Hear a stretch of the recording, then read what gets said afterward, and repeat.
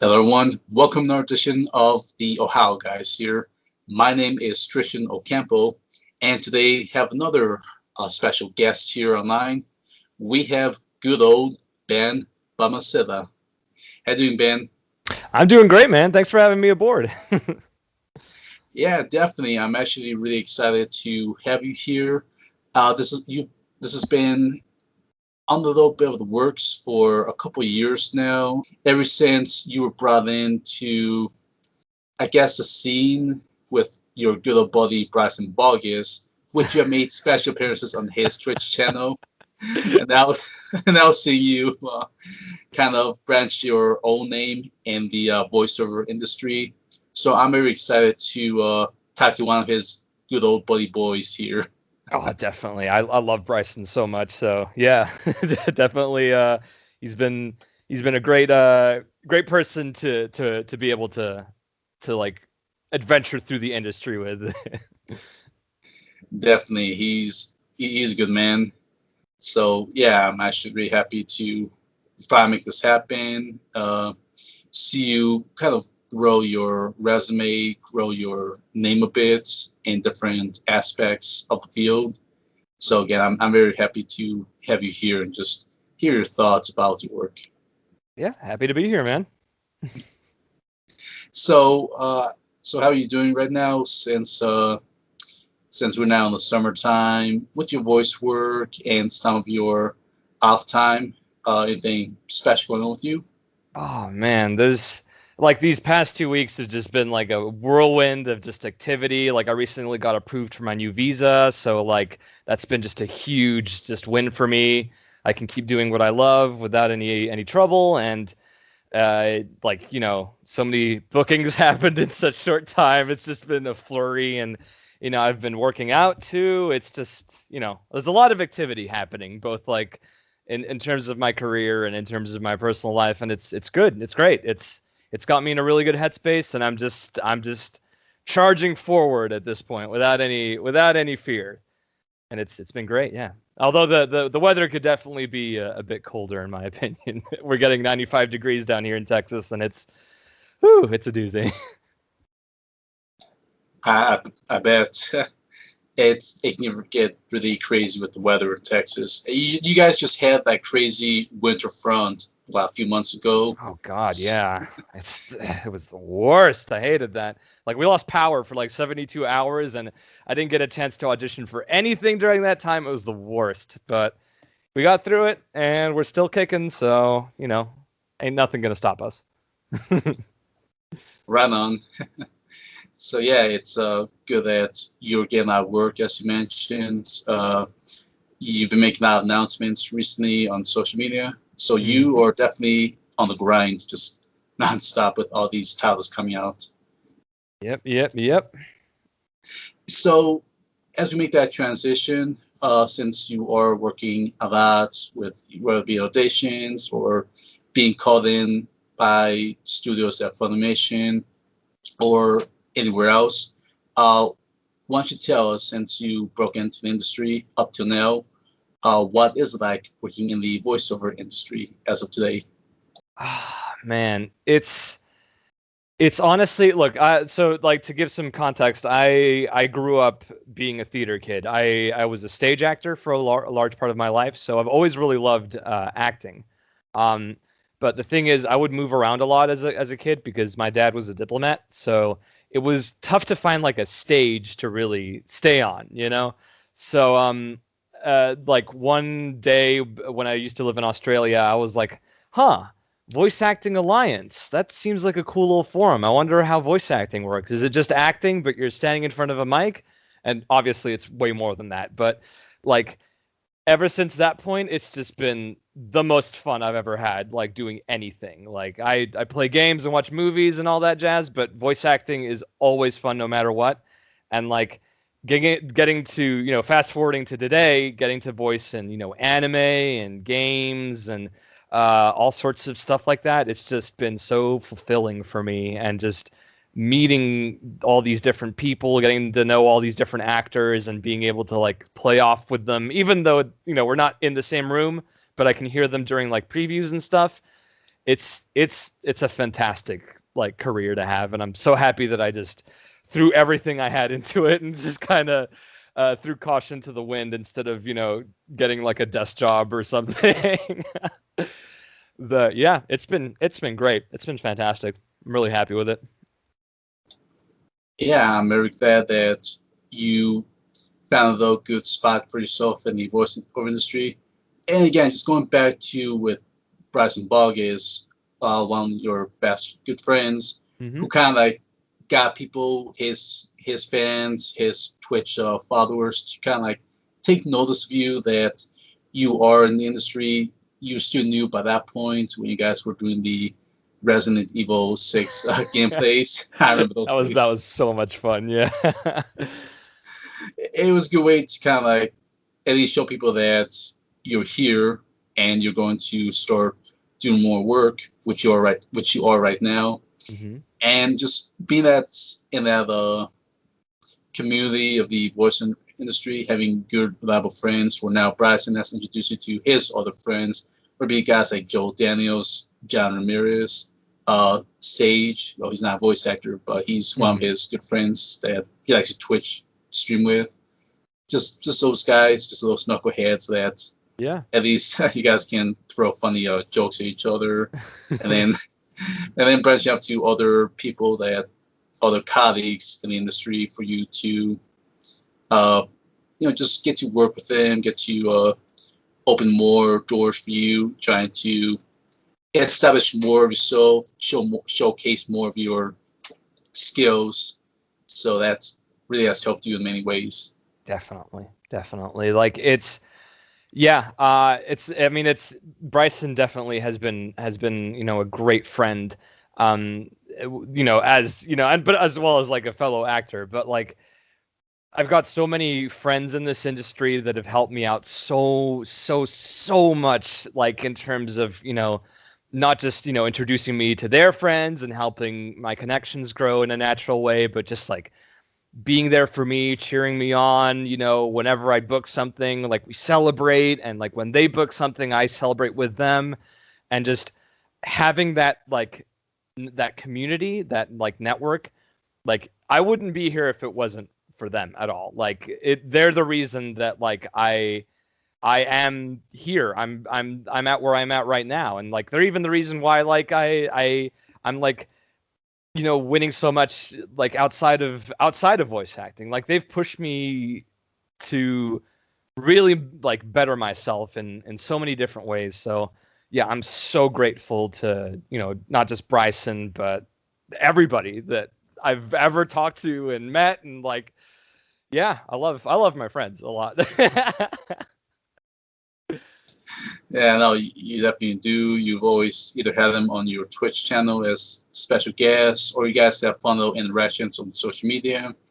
Just with, like you said, with anyone that books some great titles, you know, to support them. When you book all other great titles, they in turn will also support you and show uh, they will congratulate you on whatever stuff you book. So it's always amazing just having that support around you.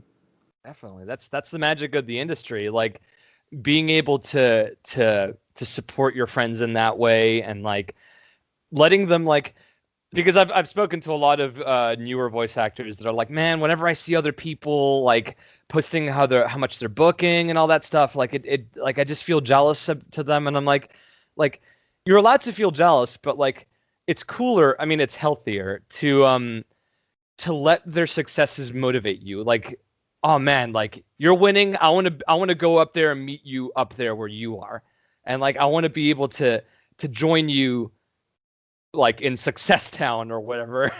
So like that's why like when we celebrate each other, when we congratulate each other, when we push each other higher and higher, like it's a team effort, and like that's that's something that I definitely recommend to a lot of people that are starting out. Like, hey, like enjoy other people's successes, because eventually they're gonna enjoy your successes, and you're all gonna push each other forward, and we're all gonna beat this industry together is how it works. Yeah. Yeah, that's a really good mindset to have. I, I think you said it best because I don't think I would ever put the words together perfectly the way you just did. So, so yeah, no, it is a almost like a team effort. Just everyone supporting each other, whether they get booked in the same project not or just same role. It is always good to at least show that hey, congrats, glad you in it, and hopefully a friend or colleague will also get the same booking numbers up. And it might take time, it might take a little longer, but it will come. Like it's gotta be patient. Good things happen to those that do wait. Exactly. It's just yeah, it's being patient. It's if you work hard in this industry, if you're diligent, if you do your auditions, if you enjoy what you do, if you love acting and you just do all the auditions that you want to do and enjoy, you're going to get where you need to be eventually. Like it's going to happen. Like it might take a bit longer for some people, but you will eventually get there. Like that's something again I tell a lot of people. Like you don't have to rush this. You don't have to, dump so much money into like a billion classes to do. Well, classes are still good, but like you don't have to force yourself so hard to accelerate the process, because it's like, man, like success, friendship, all that stuff, it's eventually going to find you. Like as long as you hold on to your ideals, as one of the My Hero Academia openings has so wonderfully sung for us. You keep your ideals, yeah. So yeah. Yeah, definitely.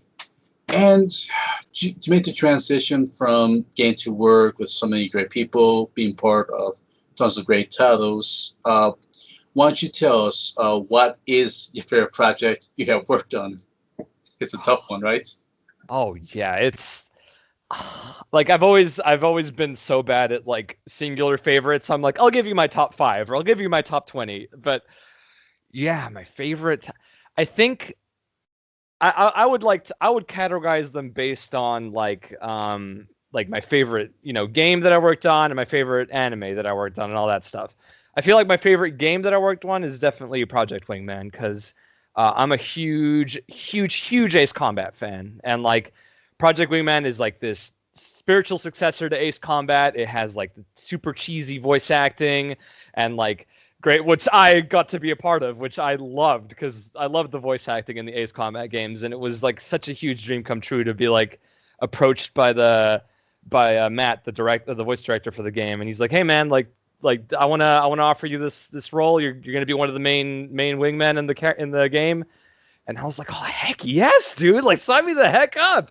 And it was so much fun to do, and like, playing the game, I loved it. I played it from start to finish on stream, and I got to interact with the fan base there. It was great. And just seeing all like the fan art that people would make and like song covers of the game's soundtrack, it was just so humbling to be part of like a game that has like that much of an outpouring of support from like fans and stuff. And it's great. It was magical. And in terms of like my favorite anime that I've voice acted in, so far it's probably Yui and Kimono Jihen. Like I'll probably talk about it later when we start covering like anime stuff, but it's definitely something I'm super excited for. Yeah.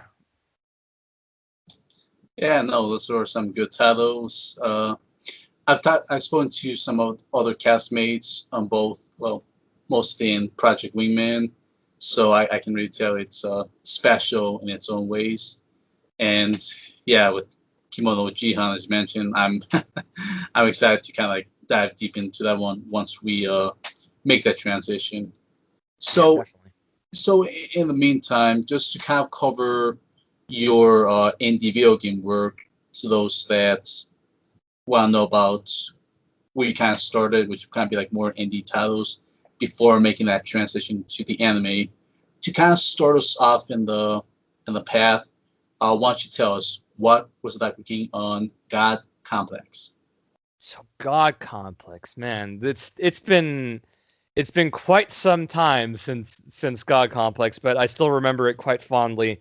Man, I remember auditioning for it. I think it was on It might have been on the VA. Yeah, it was on the Voice Acting Alliance forums. It was back when it was still alive. Um, and that was like my first audio drama, so I didn't really know what I was getting myself into, but I saw the art for the characters, and I was like, oh man, I'm gonna audition for all the dudes in this because they all look so cool. And then I booked Hercules, or Heracles. No, Hercules. He hates being called Heracles.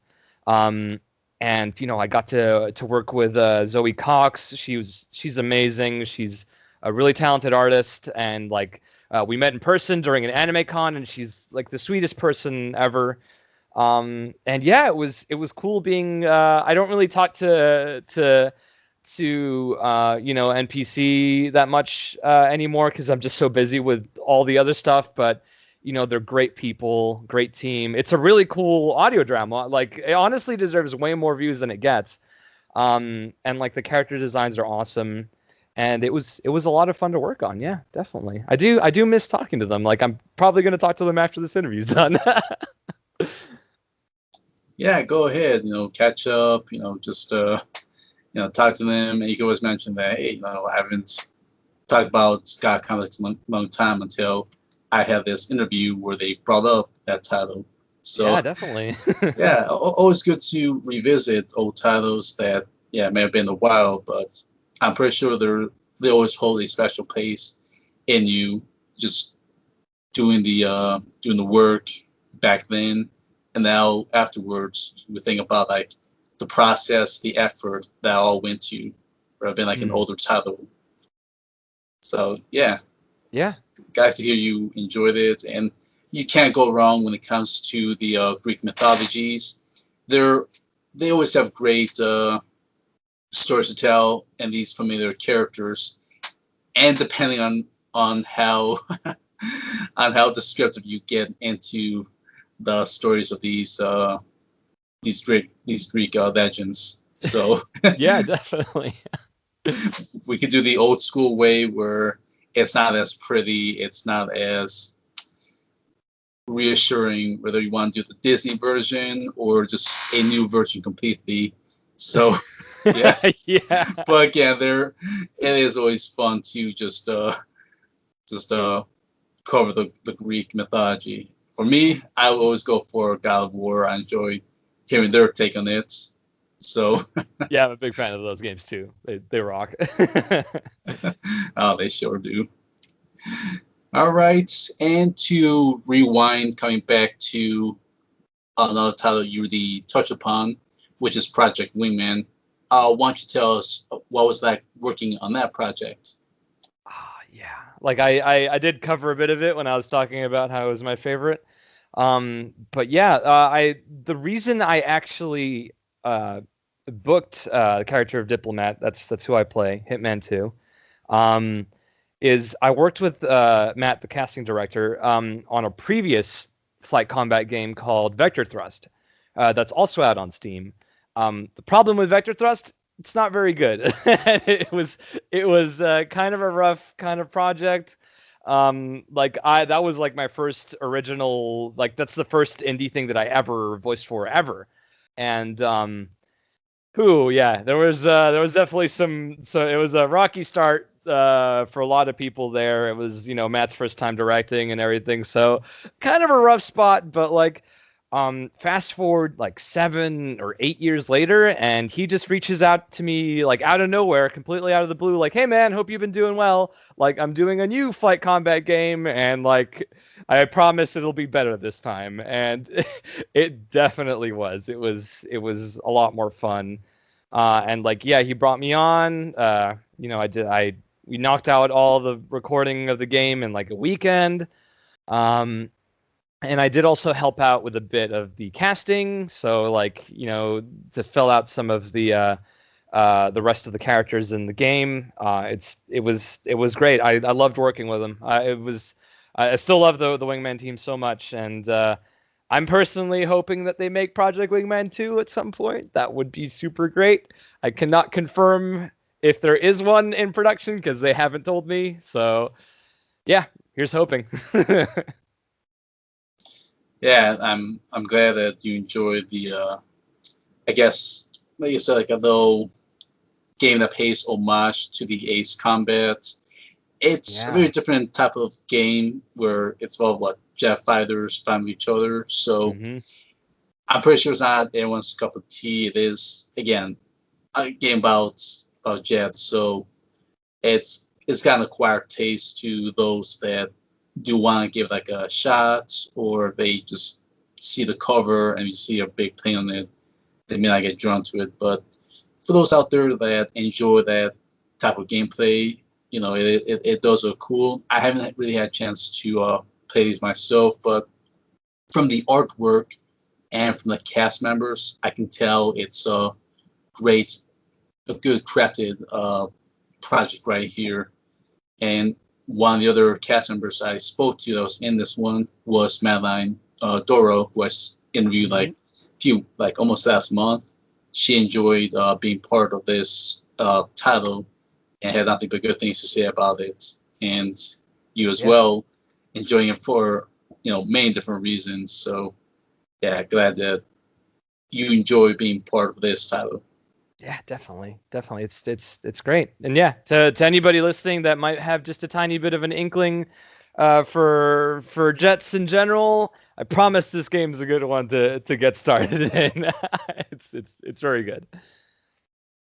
Yeah, no, for sure. Yeah, there's always tons of good stuff to find on Steam. Uh, and yeah, even like playing like a game like this, definitely worth taking a shot. Hmm. Hmm. All right, man. So here's a big question that I've been hoping to ask you for quite a while.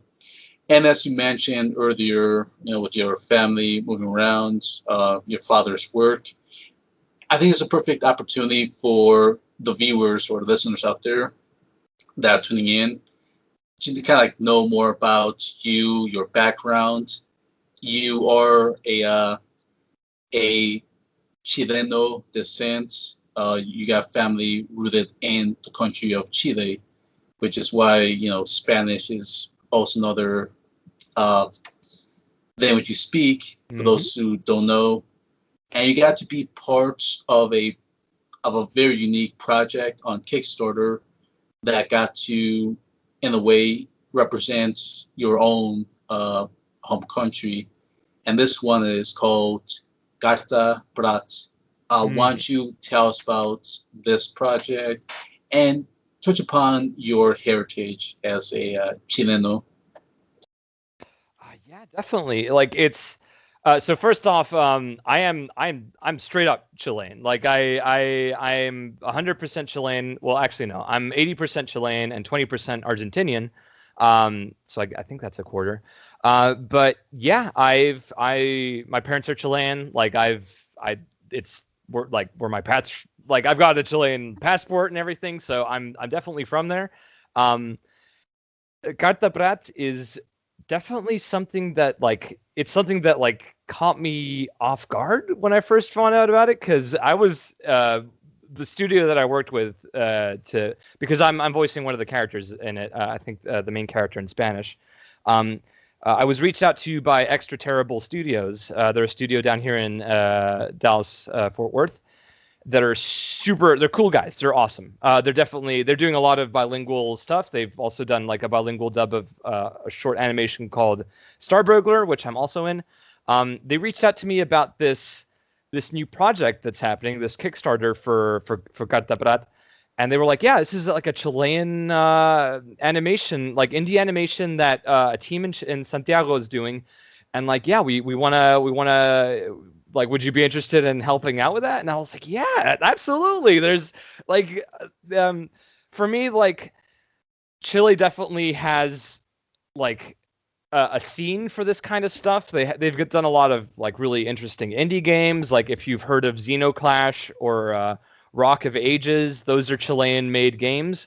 And like I haven't really like I didn't really know of any animations that have come out of Chile outside of stuff like 31 Minutos or like Condorito or stuff like that. So getting to work on an indie animation that comes from the country I'm from is like it was nutso. And like seeing like the reception, like the Kickstarter was a big success. You know, people really liked the trailers and everything. It was awesome, and it was yeah. It let me like reconnect with some of my my roots a bit more because usually when I talk in Spanish, I have to talk with a really neutral kind of dialect, but when I'm in Chile, that's when I just let loose like the ¿cómo está por loco? ¿Cómo anda toda esta wea? So it's like I turn into a completely different person then. It's yeah, it's great. I'm really happy that I got to work on it, and hopefully there'll be more work on it soon because they're still working on it. Yeah, I'm very excited for this project. This one got announced around like summertime of 2020, which is hard to believe a year went by so quick. And it's just amazing seeing another country in Latin America, Chile of all countries, to produce something this beautiful and with a very compelling story to go with it. And as you mentioned, the trailer, it looked amazing. It was just great on what story they were trying to tell in this trailer, and to have like so much support from here in the States to crowdfund this project, and bringing you in as well, since you are a native Chileno. And for those of you out there, that's the way Mexicans would say things, the way we say it. I know you say Chilean. I can't even say it in English. I can't even say Chileno. I would also prefer to say Chileno, yeah. So, yeah, it's just amazing just seeing Chile create like these titles. I'm hoping to see what else they can create as time goes on, and hopefully seeing you be part of more stuff produced and made in Chile, whether it be like voiceover stuff or whatever else comes to play. So, yeah, I'm hoping to at least try it out. Get the feel for it whenever they fully release it. I'm very excited whenever that day comes. Yeah, definitely. I'm just as excited as you are. Yeah, and hopefully, like, if enough people like hear about this project and like we do get some, a decent amount of attention to it. I mean, it would be great to have more people realize that Chile is even a country, because a lot of people are like, oh, South America, like it's Brazil and like I guess like Guatemala, I guess, and that's about it. But it's like no, like there's like this little strip on the western side, that's Chile right there. We want a bit of the South Pole, guys, come on. But yeah, I'm just kidding around, but it's great. Definitely super jazzed about it, and I hope people enjoy it when it comes out because I know I will. I will definitely leave a link of the Kickstarter down below, and then hopefully whenever the game does get further released, whether it be on Steam or whatever store that will have it in on sale, I will definitely leave a link for anyone that wants to give Gata Plat a chance. Yeah, definitely. Yeah. Yeah, so yeah, great that you got to represent Chile, your own ancestral homeland. So definitely a great way to kind of like make that transition in the title scene. And now you got to work on anime as of now, and this one, another one that has beautiful animation, interesting storytelling. Why don't you tell us what was like working on Mars Red?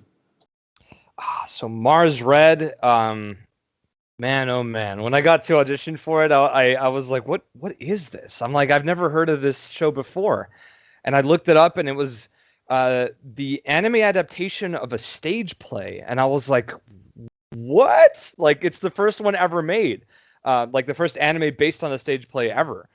So I was like, oh my God, this is so rad. Like, I can't believe I'm getting the audition for something like this because as I told you, I've got stage experience and like that's where I found my love of acting. So being able to audition for that just by itself was a huge big deal for me.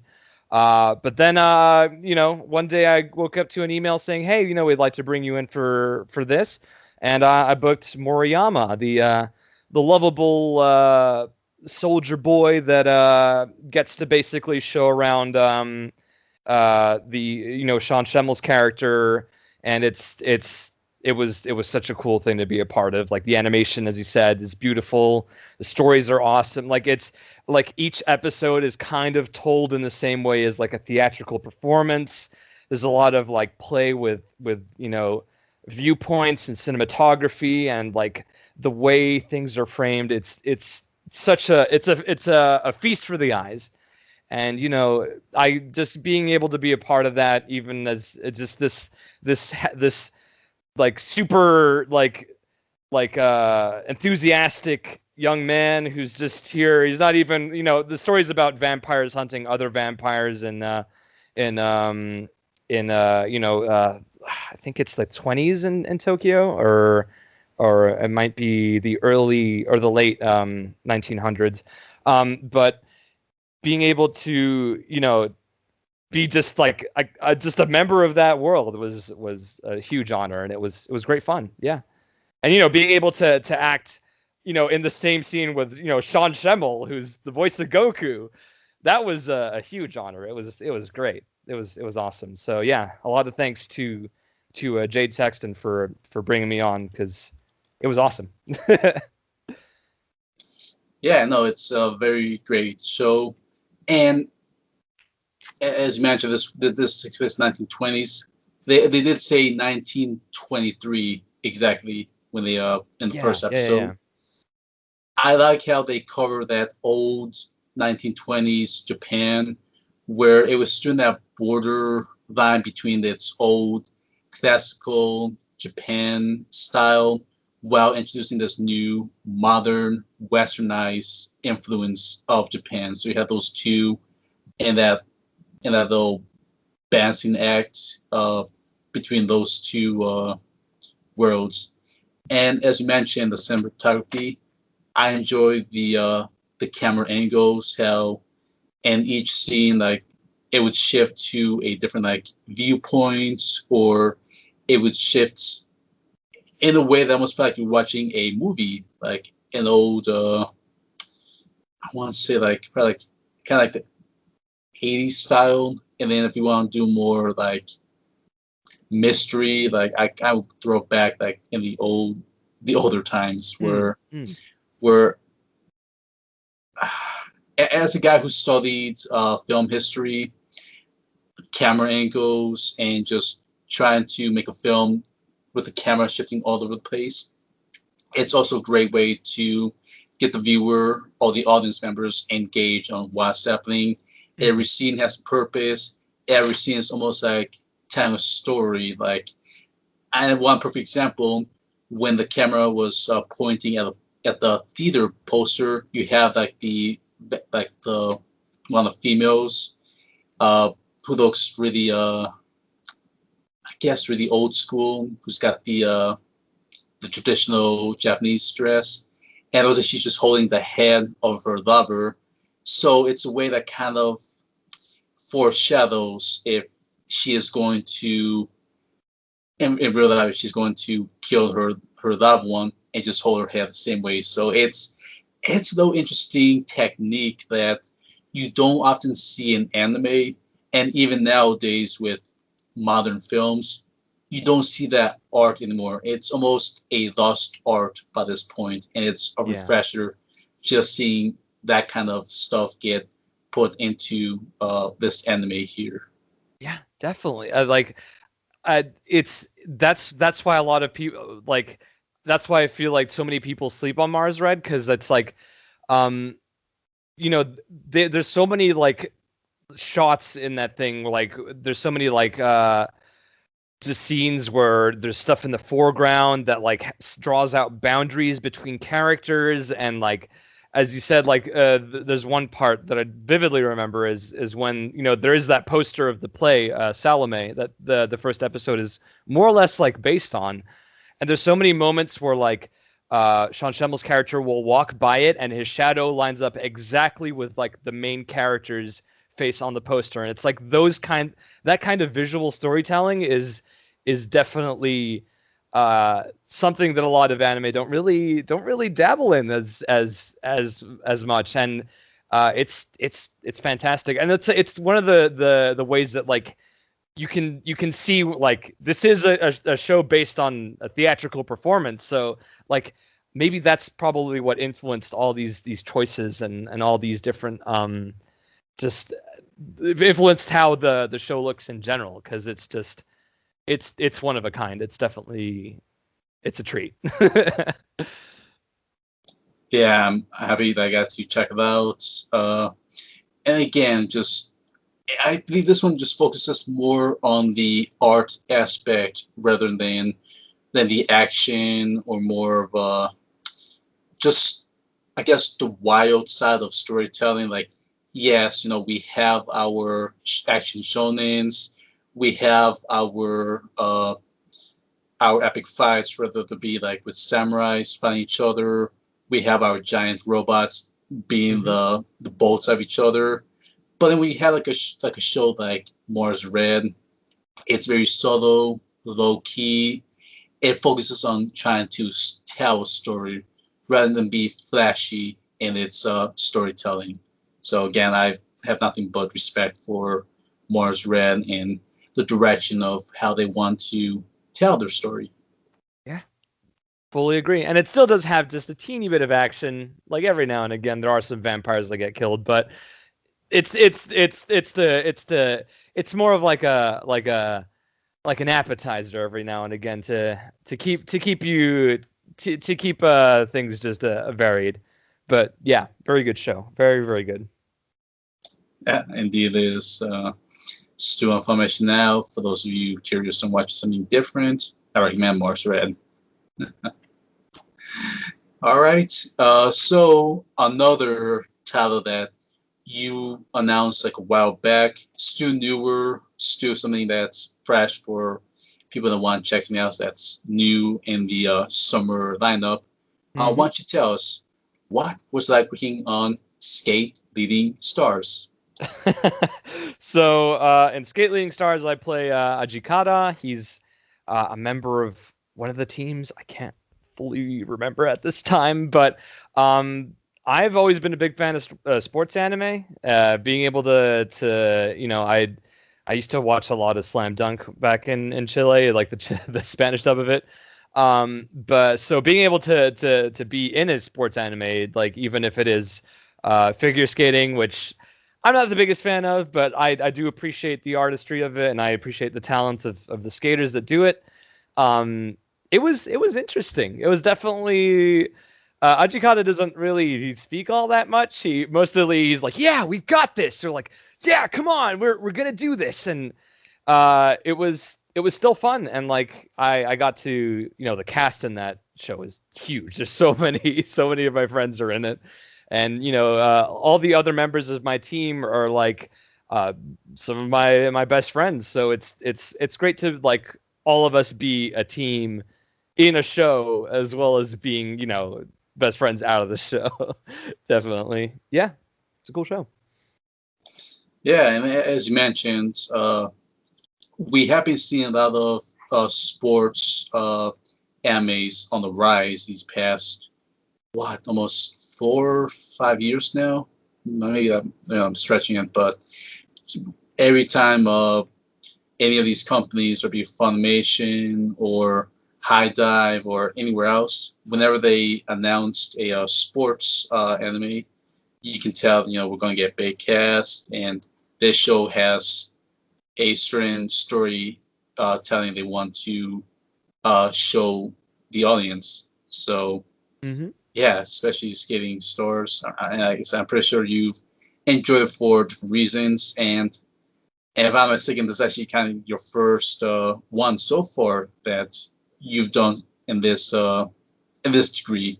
So yeah, and maybe being more stuff like this where there's going to be a lot of cast members, a lot of male cast members that are in a team, whether it be something with skating or something with like a sport that's on the field.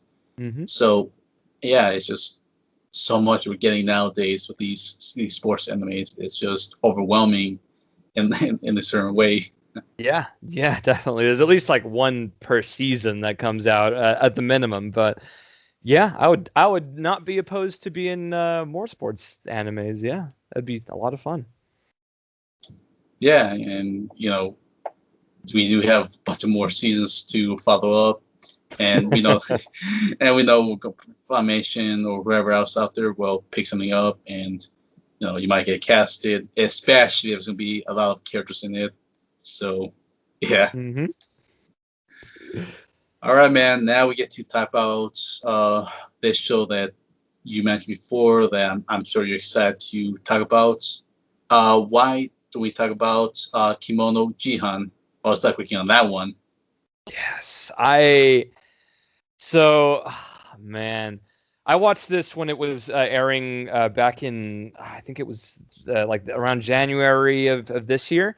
Um, so for those of you that don't remember, like the first season of 2021 was stacked. Like it had, Attack on Titan, the final season. It had, I think ReZero was airing then too. It had so many like huge sequels. And then there's like this tiny little show called Kimono Jihen that is just squeaking on by. It's a fantastic shonen series. Like if you like shonen anime, if you like your My Hero Academias and your One Pieces and all that jazz, definitely give this one a look because it's just super cool urban fantasy revolving around kimono, which are basically yokai, and it's got awesome action scenes. All the characters are super lovable. They're all great. And like the English dub is hopefully like gonna re-energize some love for that show because it's honestly something that so many people like just overlooked when it first came out. And like now I'm seeing people being like, wow, I never heard about this show until now. I'm like, what is it about? Oh wow, it's actually really cool. That's so dope.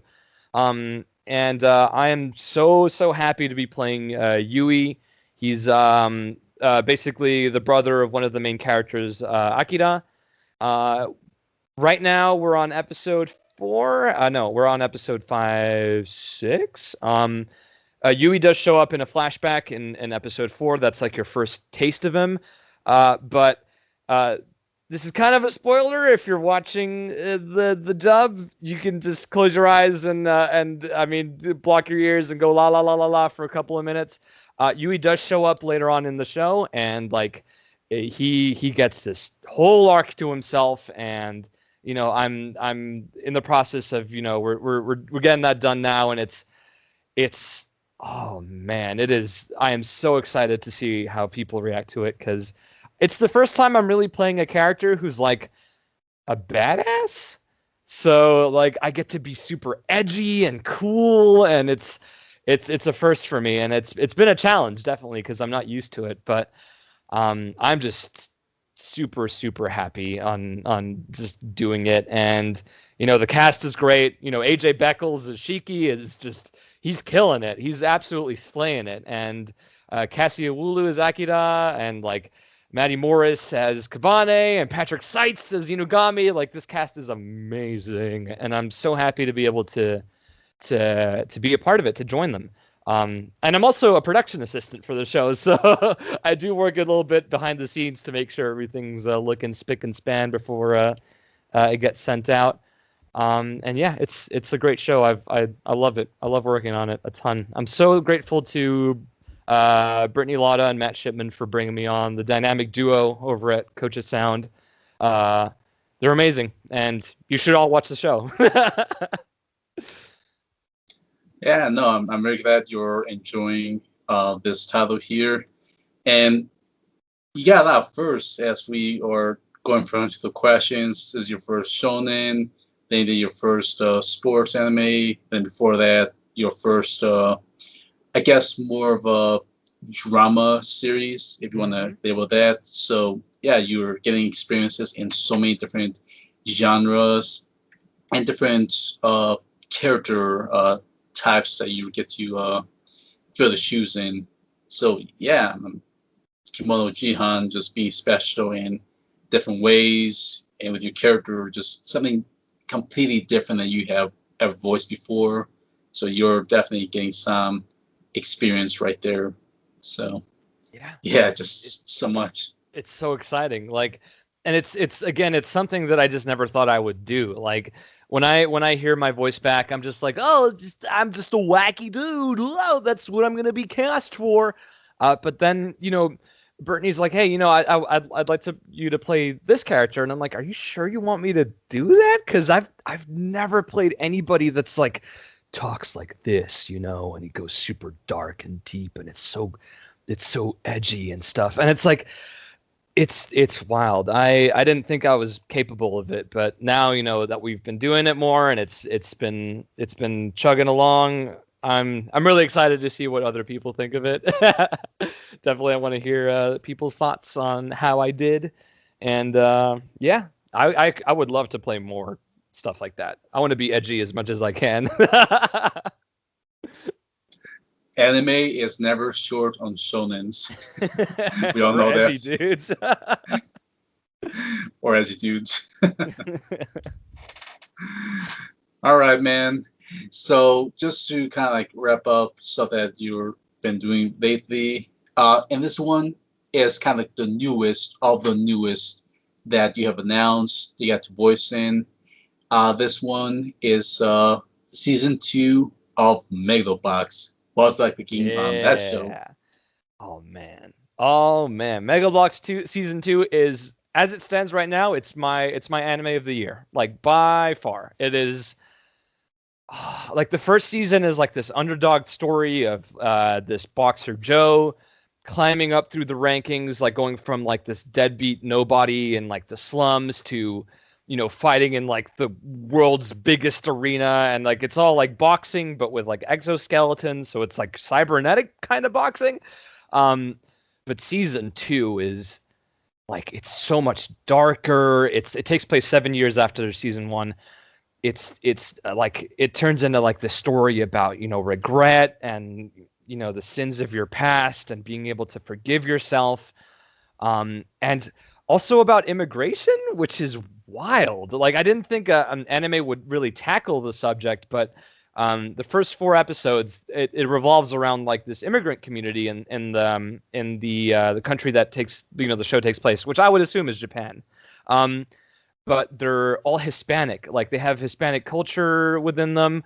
Like all of the episode names are in Spanish, and there's like the ending of the song is like this haunting Spanish ballad that Chris Guerrero got to sing in the first episode, and it sounds amazing.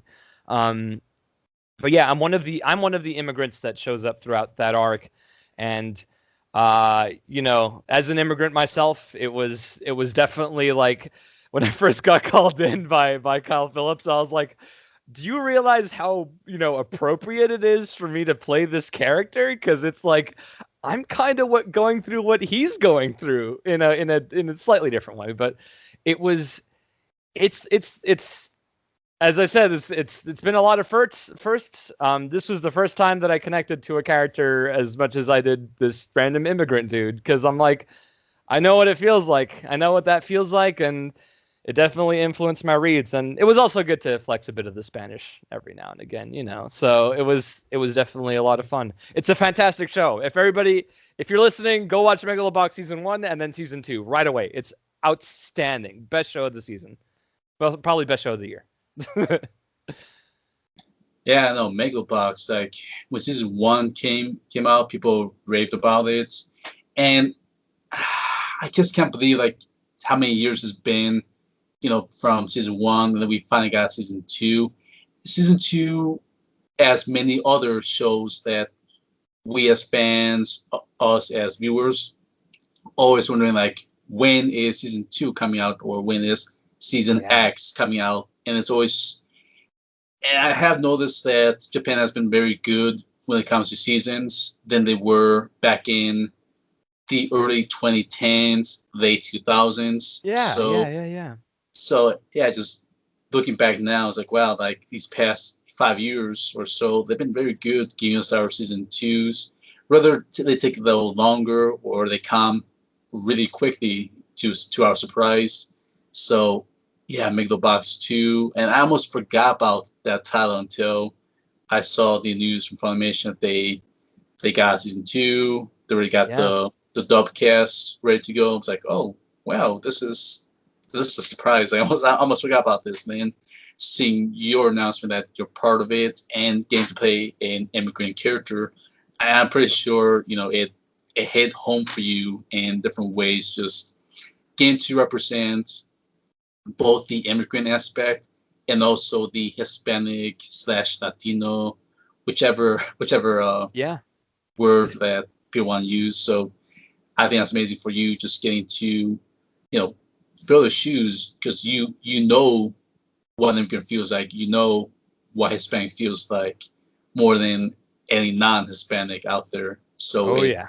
So I'm pretty sure that was interesting, just dynamic when you think about it. Just think in your head like, well, like just and like as mentioned, like this, I'm pretty sure it's like no surprise for people that saw season 1 and now getting to hear about immigration issues or the topic of immigration.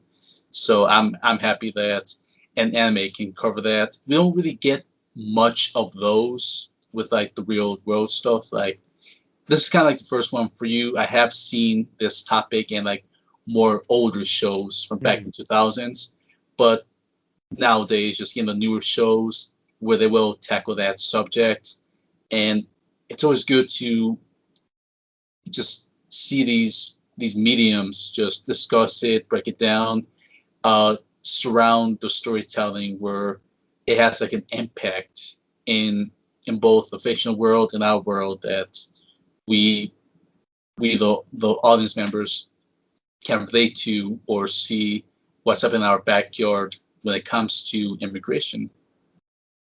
Yeah. Yeah, definitely. And again, like it completely caught me off guard. Like I didn't even think Megalobox was going to get a second season to begin with, because like the story in season 1 is very self-contained. It's like, oh, they're remaking the old Joe manga slash anime from way back when, but it's like cyberpunk now. But so I think I feel like I'm not speaking on behalf of the animators and the creative team behind season 2, but I feel like they took season 2 as like a way to experiment more and like not just have a boxing story, but just a story about people and like the struggles that they go through. And it's just it completely caught me off guard when they started talking about this stuff, and I was like, it's just it's ballsy to really talk about it. And like yeah, I'm just I love it so much. It's such a good show. I own the limited edition box set for season 1. You'll be sure that I would get my season 2 box set whenever it comes out. Oh heck yeah, dude! I want both of them now. Yeah, no, definitely, and I have nothing good things to say about Megalobox. I'm happy the direction they're going here. As a Latino that can at least relate to the characters that are also Latinos in the show. So again, I have high respects for not just anime, but it'd be like a Hollywood movie or a TV series, or it'd be on Netflix or HBO, anything like that. I'm always happy that they can discuss that subject matter, because it is touchy to some people, but there's some that really want to have more of that, at least have more talking about real life issues. Yeah, definitely. And a big shout out to Kyle Phillips, the director of season 2, for casting the show with Latino actors, like Chris Guerrero's there, and just a bunch of people got to help out with that. So it's great. I'm thankful for it. I'm really thankful for all of it. Yeah, definitely. I'm happy you guys are glad to be part of it. I'm glad you guys are glad to represent the us Latinos, Latino community in this fashion. Yeah, I'm glad that you're glad. Yeah, super glad. All right, man. Now it's time to ask a funny question I like to ask everyone. If you could be any character you have played in real life. Who will you be? And you can mix and match. Oh, that's a tough question. See, a part of me wants to be like, I want to be my character from My Hero Academia, Hazukashi, because then I would get to live in that world. But then I realized that his superpower is shame, and like he gets stronger the more ashamed he is. And I'm like, do I really want to be a flasher to get my powers going? No, I don't. So I would probably have to say Yui. Yeah, I would. Kimono Jihen is such a cool world, and he's such a cool character. And I wish I was even. I wish I was like 10% as cool as Yui is, because he's so cool. So I would probably pick Yui for that. Yeah. Yeah, for sure. Glad you got character that quickly. Usually other actors take a bit more time thinking about that question.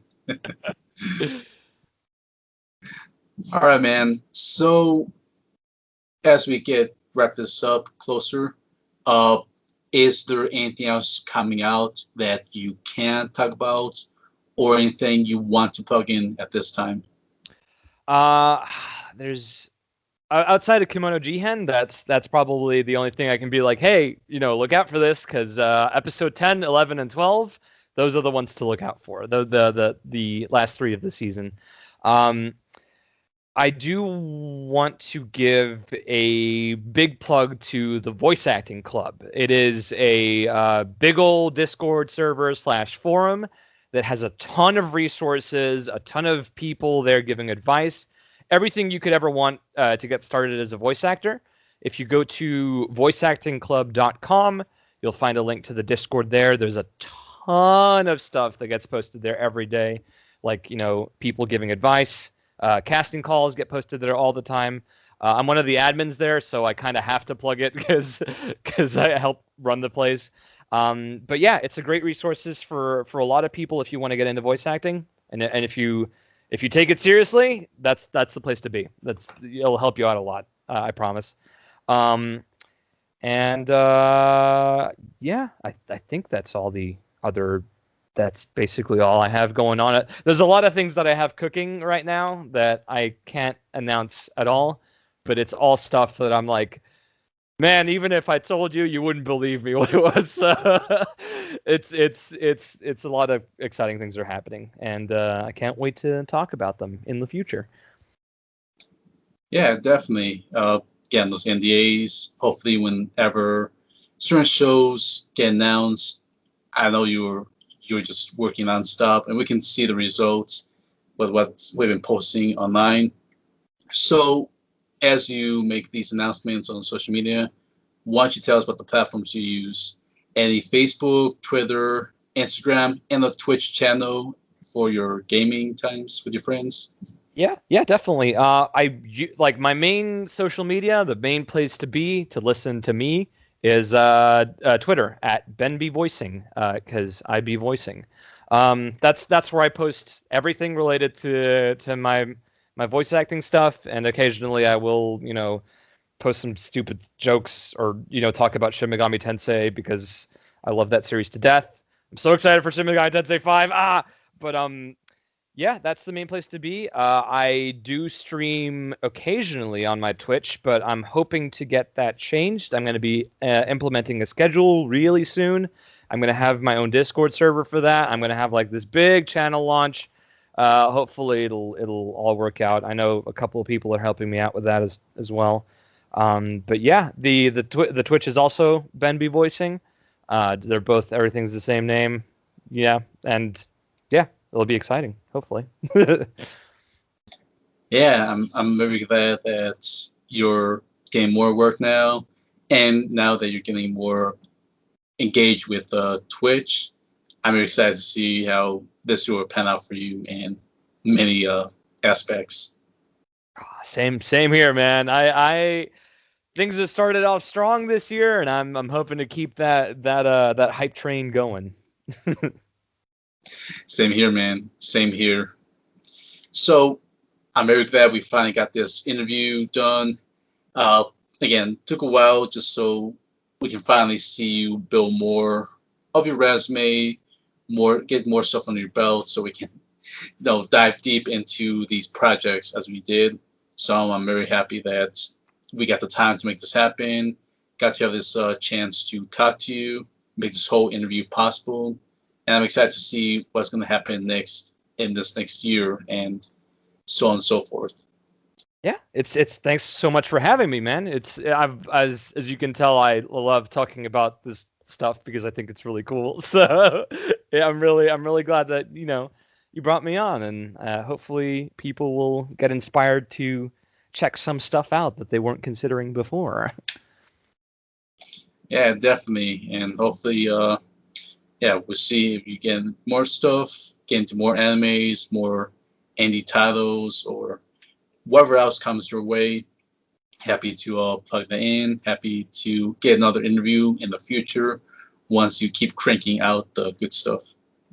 Heck yeah, man. I'm definitely looking forward to it. All right, man. Well, thank you for your time. I really appreciate having you here. Yo, how guys are happy to have you here for this interview. Happy to be here, man. Thanks so much again. And thank you to our viewers out there for tuning in for this episode of the Ohio Guys. Thank you, everyone, and we will see you in the next video. Bye, everyone. Bye-bye.